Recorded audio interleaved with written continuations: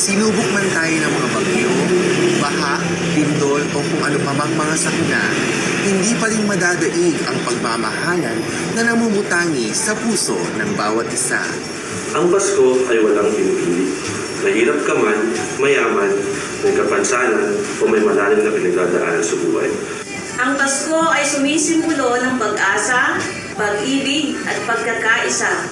Kaya sa nalalapit na Kapaskuhan, naway mas mangibabaw ang Paskong ang galing na magbibigay saya sa bawat isa mula sa parol na nagniningning.